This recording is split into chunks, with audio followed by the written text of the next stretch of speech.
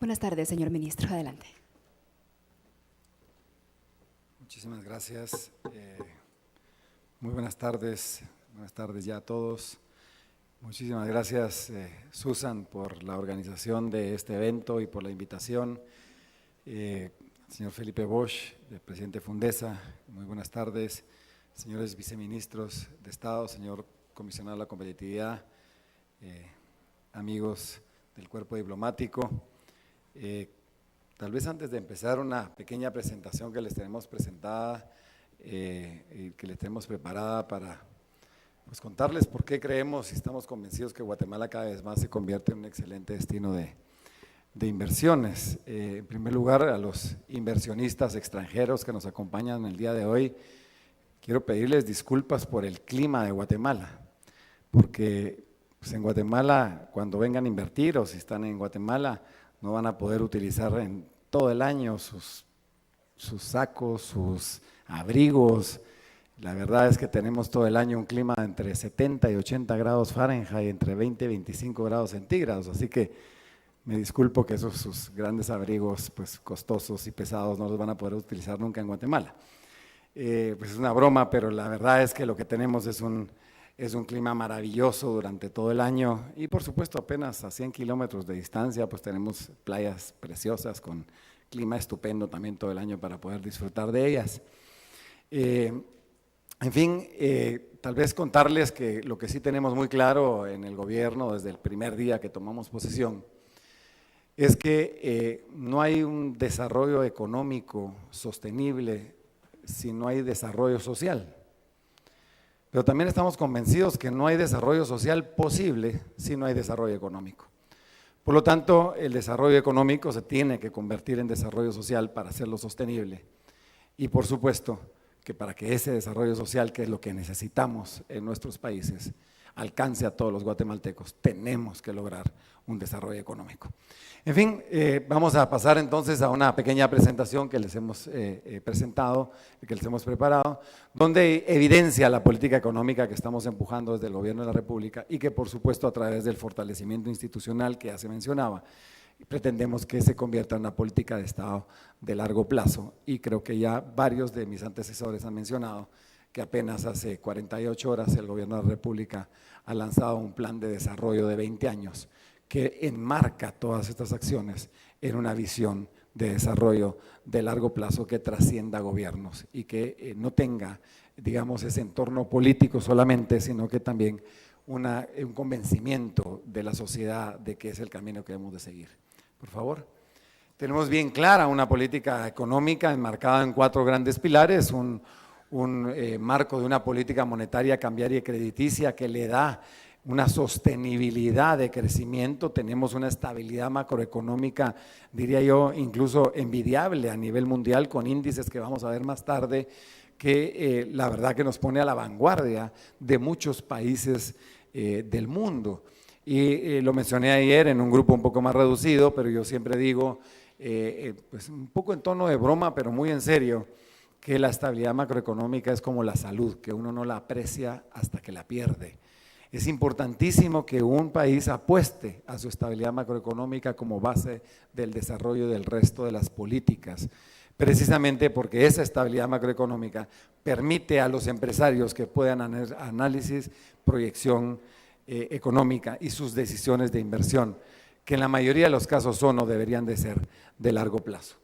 Por supuesto, también una política fiscal que le dé sostenibilidad a las capacidades del Estado para llevar los servicios básicos y llegar y alcanzar a poder en ámbitos especialmente como en educación, en seguridad y en infraestructura, tener las capacidades para a su vez también hacer un país más competitivo. Una política de eficiencia que nos hemos concentrado muchísimo desde el Ministerio de Economía y con el Programa Nacional de Competitividad, donde lo que hacemos es permanentemente trabajar porque los diferentes factores de producción sean cada vez más productivos. Y por supuesto una política institucional que mis antecesores lo han mencionado con mucha vehemencia, y sobre todo el ministro de Gobernación, hablando de que debemos de dejar una política de fortalecimiento institucional para que eso le dé sostenibilidad a los planes de desarrollo que tenemos en temas, vuelvo a repetir, importantísimos como son infraestructura, seguridad, educación, por mencionar algunos. Por favor. El trabajo que hemos hecho en conjunto con el sector privado creo que hay que rescatarlo y es sumamente importante. De hecho, la política económica que hemos planteado y que estamos poniendo las bases para que sea una política de Estado de largo plazo, está basado en un estudio trabajado de la mano, de hecho, financiado y trabajado por, en este caso, Fundesa, que es uno de nuestros anfitriones el día de hoy, donde durante casi 2 años se hicieron talleres con 25 sectores de la economía guatemalteca que fueron identificados por la Fundación Dalberg como los 25 sectores que tienen alto potencial de desarrollo en el país, y no son sectores nuevos, son sectores existentes que tienen alto potencial en el país, y que lo que se hizo claramente fue una identificación y un análisis de cuáles eran los obstáculos, pero también cuáles eran las potencialidades que tenía cada uno de estos sectores para poder crecer, generar empleo y atraer inversión. Entonces, con ese conocimiento muy claro de cuáles son las potencialidades y cuáles son los obstáculos, hemos planteado esta política económica, especialmente hemos planteado toda una estrategia de competitividad para ir pues reduciendo esos obstáculos y de alguna manera potenciando esas potencialidades que tienen cada uno de estos 25 sectores. Por favor. Es importante mencionar que uno de lo que han identificado estos sectores y la sociedad productiva guatemalteca es el tema de infraestructura como un tema transversal, precisamente para darle esa potencialidad a los sectores. Podemos firmar tratados de libre comercio, podemos mejorar el clima de negocios del país, pero si no tenemos una infraestructura adecuada, pues es muy difícil que podamos competir con el mundo. Y una infraestructura, por supuesto, que nos permita integrarnos a Centroamérica, es decir, a nuestros vecinos y por supuesto a México. Pero para contarles que internamente tenemos muy claras las grandes líneas, les voy a contar las grandes líneas de infraestructura, y es unir puerto con puerto, unir frontera con frontera, procesos que ya iniciaron, y sobre todo le hemos dado un gran énfasis a la Agencia de Alianzas Público-Privadas. Está demostrado a nivel mundial que estas dinámicas de alianzas público-privadas permiten llevar grandes proyectos de infraestructura a los países, en países que muchas veces no tienen los recursos el Estado para poder invertir en esos proyectos de infraestructura, pero que por el volumen que esto representa hace viable que inversionistas privados puedan invertir en esos proyectos. En ese sentido, tenemos más de 12 proyectos de alianzas público-privadas con más de 3,000 millones de dólares de inversión en diferentes etapas de desarrollo, algunos ya con estudios de prefactibilidad, y que por supuesto los invitamos a que los conozcan, a que conozcan esos proyectos, y por supuesto muchas de sus empresas seguramente estarán interesados en invertir en estos proyectos. Los hemos estado presentando en diferentes foros, los presentamos todavía en una etapa muy inicial en el Investment Summit del año pasado, ahora en el World Business Forum, que es el 10 de septiembre, los vamos a presentar con muchísimo más detalle, pero por supuesto también se pueden comunicar con la Agencia de Alianzas Público-Privadas de Guatemala para conocerlos en detalle. Pero para mencionar algunos que van a potenciar tremendamente la infraestructura del país, por ejemplo, es un tren de cercanías con una carretera rápida que atraviesa la ciudad, que va a dar una solución no solo de tráfico, sino que también de transporte de personas, pero va a dar una solución de velocidad a la producción y a la distribución de productos internamente y también externamente, porque eso es el eslabón que une, por lo tanto, el corredor que va de puerto a puerto y que ya estamos trabajando. Después el corredor que va de frontera a frontera, que ya inició también, pero que eso nos permite esa integración logística y energética que mencionaba la vicecanciller que nos acompaña, Vanessa, mencionaba esa integración logística y energética con México, que no solo en el tema carretero, sino que también en el tema de tren y de gaseoducto que nuestros presidentes firmaron apenas hace 2 meses. Y menciono porque hace un gran sentido que nos integremos energética y logísticamente con México. En primer lugar, es nuestro mercado del norte, es nuestro país vecino del norte, un mercado enorme de consumo, pero que a su vez también es la puerta al resto de NAFTA de todo el mercado norteamericano. Pero se van como uniendo, digamos, situaciones. México termina en los próximos meses ya su red ferroviaria que llega hasta la frontera con Guatemala, por lo tanto hace mucho sentido que nosotros hagamos en este caso que lancemos una licitación de alianzas público-privadas para construir el ferrocarril que va de la frontera de México hasta nuestro principal puerto. Y en ese mismo derecho de vía que hoy ya tenemos, porque hemos recuperado, digamos, todos los activos ferroviarios del país, en ese mismo derecho de vía vendría la construcción del gaseoducto, que no solo nos integraría energéticamente a México, sino que bajaría hasta en un 75% el costo de transformación térmica en el país. Para ir mencionando algunos temas, dentro de esas alianzas público-privadas está también la ampliación de los 3 puertos del país, que nos permitirá, por lo tanto, también ser más competitivos en lo que es infraestructura productiva. Por favor. En ese sentido, hemos desarrollado una política de desarrollar 2 grandes corredores industriales. Uno de industria pesada con esa integración logística y energética con México, donde evidentemente al bajar los costos de energía y transformación térmica vamos a tener la posibilidad de competir con industrias mucho más pesadas. Y otro de manufactura ligera, ya nos lo mencionaba el comisionado presidencial de la competitividad, que lo hemos definido en todo el corredor logístico que va de puerto a puerto, donde hemos definido ya 4 municipios que los hemos llamado zonas especiales de desarrollo, donde básicamente lo que pretendemos es atraer mucha inversión en manufactura ligera, aprovechando esa ubicación geográfica privilegiada, diría yo, que tiene Guatemala, esa cercanía al mercado de consumo más grande del mundo y sobre todo esa posibilidad de ir a la costa este o a la costa oeste de Estados Unidos. Por favor. En ese tema de expansión también de infraestructura productiva, la expansión de la matriz energética, que solo el año pasado se adjudicaron más de 3.500 millones, este año se van a adjudicar otros cientos de millones, creo que vamos a llegar a 4.300 millones, se adjudicaron también 7 proyectos petroleros de momento en exploración y esperamos que se conviertan en explotación y también se han adjudicado algunas licencias mineras que ya están dando pues sus réditos en temas de inversión y que después van a dar sus réditos también en generación de ingresos para el Estado. Por favor. Dentro de esa estrategia de generación de empleo y de crecimiento económico, tenemos una agenda legislativa, diría yo, agresiva, modernista, de más de 15 leyes que pretenden seguir mejorando el clima de negocios. No entro en detalle en ellas, pero hay leyes de inversión de empleo, del mercado de valores, de acceso a crédito, de flexibilidad laboral, en fin, tenemos una agenda que ya está en el Congreso de la República y que esperamos que paulatinamente se vaya aprobando. Por favor. ¿Por qué invertir en Guatemala? Bueno, aparte de lo que les hemos mencionado, Guatemala garantiza una inversión segura y estable. Yo lo mencionaba en la cena del día de ayer con algunos de ustedes. Guatemala es un país predecible, y no predecible solo de aquí para adelante, sino que lo vemos que tenemos una trayectoria y una cultura de estabilidad macroeconómica. Por lo tanto, aquí se puede invertir de una forma segura y estable.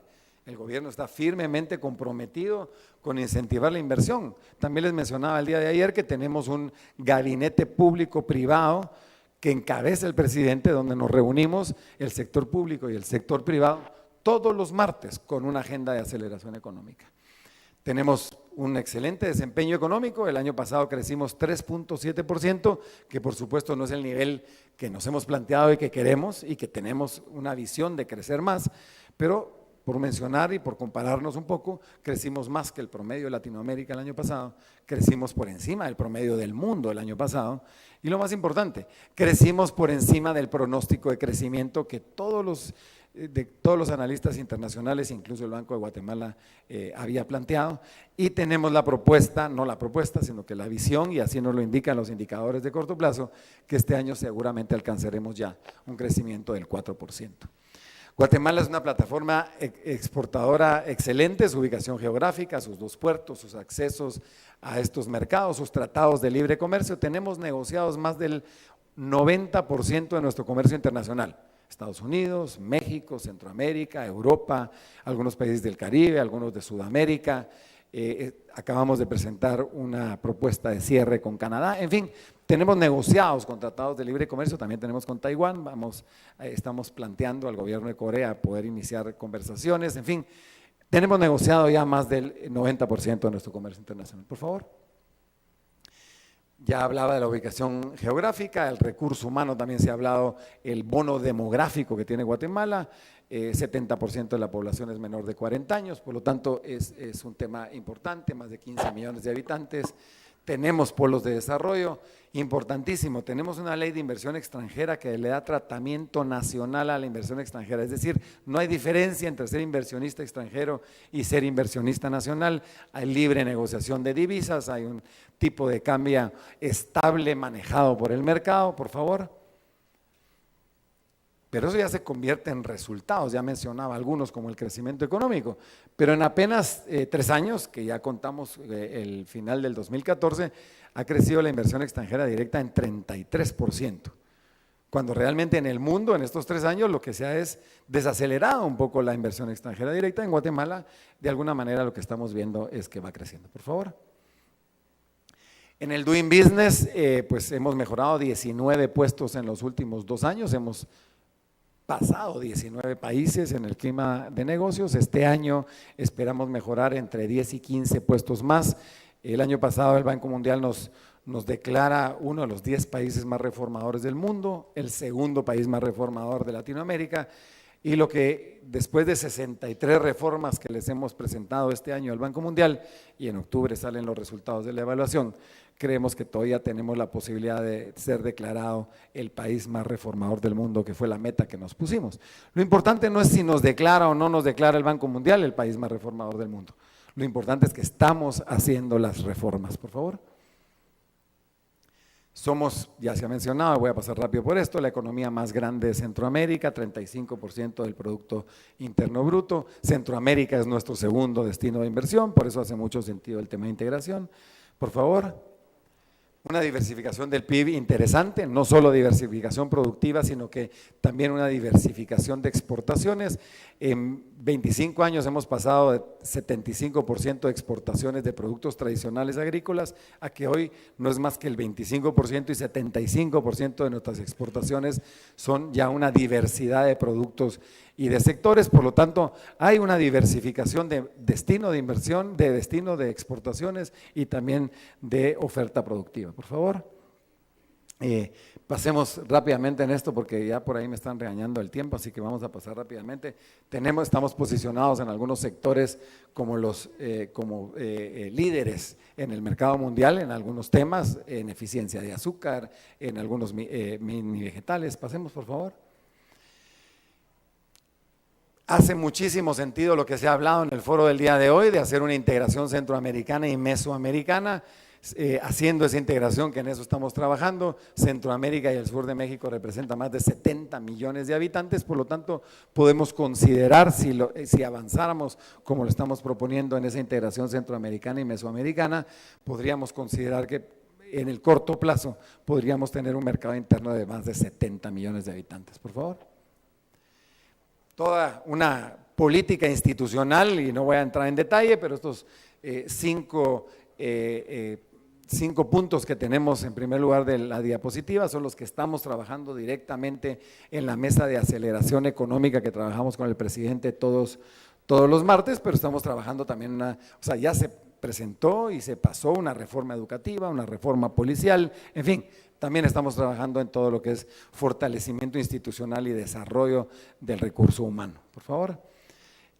¿Cuál es el impacto de esta propuesta? Pues hoy tenemos entre 15 y 16% de inversión sobre el PIB, la queremos llevar en los próximos 5 años a por lo menos 21% del PIB, que esto nos permita tener ingresos tributarios de alrededor del 15% sobre el PIB.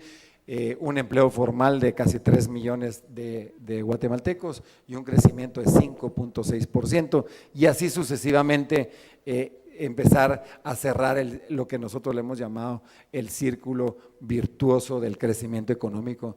Y con esto terminamos y termino como empecé. Estamos convencidos que no hay desarrollo económico que sea sostenible si no se convierte en desarrollo social, pero que es muy difícil alcanzar el desarrollo social o es prácticamente imposible si no tenemos crecimiento económico. Muchísimas gracias.